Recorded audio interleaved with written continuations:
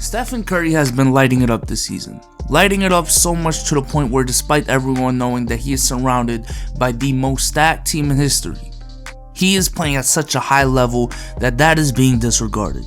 Like I said about KD in the video I did 2 videos ago, there is a certain point of production where I don't give a damn what team a player is on.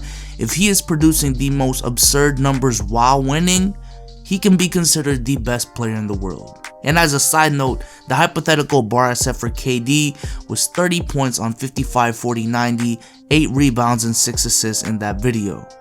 And KD is literally 4% off from 3 from literally doing just that. But Stephen Curry, on the other hand, has been so ridiculous this season that he is also reaching this hypothetical bar, as this season he's putting up averages of 32.5 points per game, the league leader as of the making of this video, roughly 5 to 6 assists per game, 5 rebounds as well on 54% shooting from the field, 52% from 3, and 92% from the free throw line. These numbers, I know I've said it a lot on this channel, but these numbers are just ridiculous. But they are only through 8 games, so most likely they will regress back down. However, it is Stephen Curry, so anything is possible. But what I really want to talk about in this video is projecting Curry's stats at the end of his career, because I find them very interesting to look at, considering that 1, Steph was not a one and done player, so he didn't have the luxury of playing at 18 years old like a LeBron James or a Kobe Bryant, and also his career has been plagued with injuries. Yet despite all of these considerations, Curry is still on pace to put up numbers that, well, you'll see. But before we get into that, a quick word from our sponsors at SeatGeek. SeatGeek is an app that gets tickets from all over the web and puts them into one app, so you can find the best tickets for whatever event you want to go to. All you have to do is look up the event you want to go to, and then you're greeted with a very simple and easy to use interface. I used the app to go to a game last year, and the ease of use is just as good as advertised. The most underrated feature of this app is definitely the fact that you can see the prices with ticket fees, which I just love, because if you go on other competitive ticket websites and apps, they don't show you that until you add it to your cart and put in your information and everything. But with SeatGeek, you just turn on a switch and you can see all the prices with the ticket fees right there. And thanks to SeatGeek, you can use code BSouls for $20 off your first purchase. So once again, shout out to SeatGeek for sponsoring this video. The 3-pointers. This is what defines Stephen Curry's basketball career. While calling him the greatest shooter ever is really undermining him as a player as a whole, because he is much more than just a shooter, it is still a true statement. This guy is the greatest shooter of all time. This is a guy with truly unlimited range. And it's not even a matter of capability, like with Kobe. Kobe does have the capability of killing you with a 3 in your face from a long distance.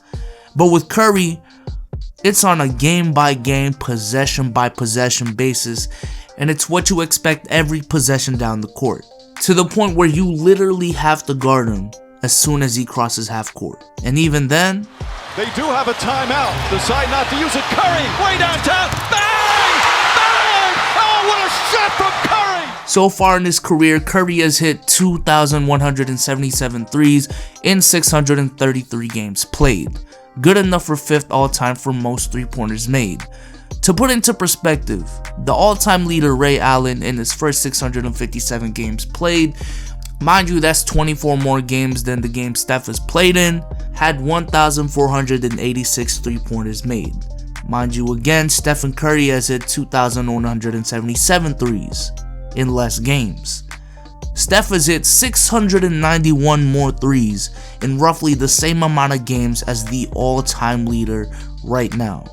That is utterly ridiculous. Now, despite Curry's health issues in the past, out of the last 6 seasons, Curry has actually been pretty healthy, as he's played roughly 80 games a season in 5 of the last 6 seasons. But to be safe, let's just say Curry plays until he's 38, plays roughly 70 games a season, has 4 more prime years in him, and the last 4 he's still a solid 18 to 20 point per game scorer.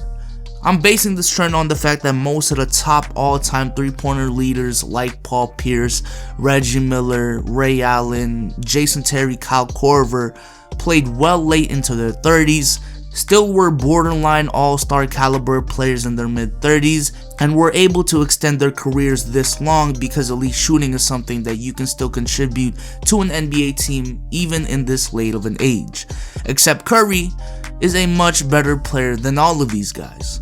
Now, considering that Curry averages roughly 310 threes a season, this is based on his 3-point totals from 2013 to 2017, the most healthiest stretch of his career. Let's be modest and say Curry averages 290 threes a season for the last 4 years of his prime, and 200 on those last 4 years where he's an 18 to 20 point per game scorer. The 200 is based on Ray Allen's totals in 2009 when he made 199 threes in a similar role playing 80 games. And based on these estimates, by the end of Curry's career, Curry could end up with a whopping 4,137 threes by the end of his career. Again, to put that into perspective, because putting this into perspective just blows your mind. If this ends up holding true, the gap between Stephen Curry and Ray Allen would be just as big as the gap between Ray Allen and the 15th spot on the list. That is, again, ridiculous. But like I said in the beginning of this video, Curry is not just a shooter. It is a disgrace to just call him a shooter, because if we look at his scoring numbers as a whole, using the same prediction parameters as we did with the 3-pointers made, doing some simple math, that comes out to Curry averaging 1,800 points a season in his last 4 prime years and 1,300 in his last 4 years, again as that 18 to 20 point per game scorer. Curry could end his career with roughly 27,100 points. That is good enough to finish 13th all time. Now, I did look into the projections for the other stats like assists and steals, and he could potentially also be top 15 in those categories, but I just don't think, they're special enough to really bring up and go into depth into how I calculated those numbers. And while we are doing projections right now, I don't want to project stuff like championships and MVPs, so let's just say, for the sake of a modest prediction, let's say he doesn't win any more championships or MVPs for the rest of his career, but does accumulate 6 more All-Star appearances and 4 more All-NBA selections.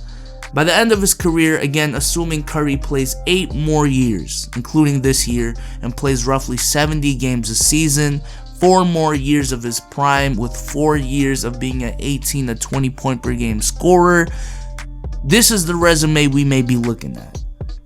27,000 points, good enough for top 15 all time, 4,100 3-pointers made, the greatest shooter by a landslide, almost all the 3-point records you can think of, 3 championships, 2 MVPs, the first and only unanimous MVP, 11 All-Star appearances, 9 All-NBA selections, 1-time scoring champion, led a team to 73 wins, a league record, arguably the most efficient volume scorer in NBA history, a guy who turned the game on its head and revolutionized it.